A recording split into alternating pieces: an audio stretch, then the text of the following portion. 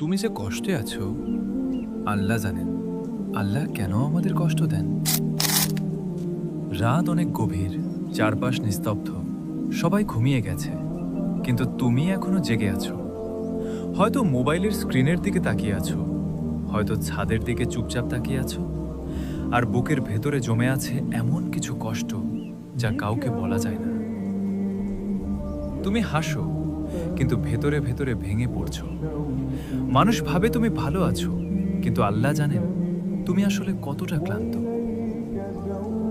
কখনো কি এমন হয়েছে সিজদায় গিয়ে শুধু কেঁদেছো? কোনো ভাষা ছিল না, কোনো শব্দ ছিল না, শুধু চোখের পানি ছিল। আর তুমি ভাবছিলে, আল্লাহ, আপনি কি আমাকে শুনছেন? শুনছেন, অবশ্যই শুনছেন, কারণ আল্লাহ সেই রব যিনি হৃদয়ের না বলা কথাও শোনেন। তুমি যে রাতে একা কেঁদেছিলে, আল্লাহ দেখেছেন। তুমি যে প্রতিদিন মানুষকে হাসি মুখ দেখাও, কিন্তু ভেতরে হাজার টুকরো হয়ে আছো, আল্লাহ জানেন। কিন্তু কখনো কি ভেবেছো আল্লাহ কেন আমাদের কষ্ট দেন?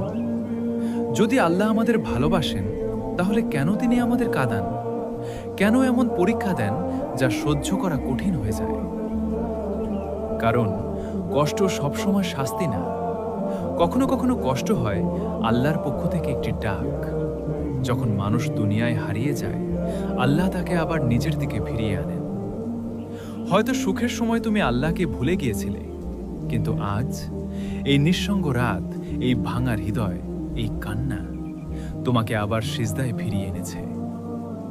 কখনো কখনো আল্লাহ মানুষকে ভাঙেন শুধু নতুনভাবে গড়ার জন্য।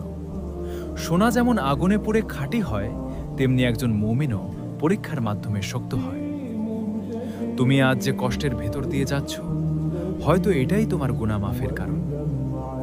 রাসূল সাল্লাল্লাহু আলাইহি ওয়াসাল্লাম বলেছেন, মুমিনের দুঃখ, কষ্ট, চিন্তা, এমনকি শরীরে একটি কাঁটা বিঁধলেও আল্লাহ এর মাধ্যমে তার গুনাহ মাফ করে দেন। তাহলে ভাবো, তুমি এতদিন ধরে যে কষ্ট সহ্য করছো, আল্লাহ তোমার জন্য কত রহমত জমা করে রেখেছেন। মনে আছে ইউনুস আলাইহিস সালামের কথা? অন্ধকার রাত, অন্ধকার সমুদ্র, মাছের পেটের ভেতর, চারদিকে কোনো সাহায্য নেই, কিন্তু তিনি হাল ছাড়েননি। তিনি বলেছিলেন, লা ইলাহা ইল্লা আনতা সুবহানাকা ইন্নী কুনতু মিনাজ জালিমিন। আর আল্লাহ অসম্ভব পরিস্থিতি থেকেও তাকে উদ্ধার করেছিলেন। তুমি ভাবছো তোমার জীবন শেষ? না, আল্লাহ চাইলে এক মুহূর্তে সব বদলে যেতে পারে। হয়তো আজ তোমার রিজিক কম, হয়তো সম্পর্ক ভেঙে গেছে,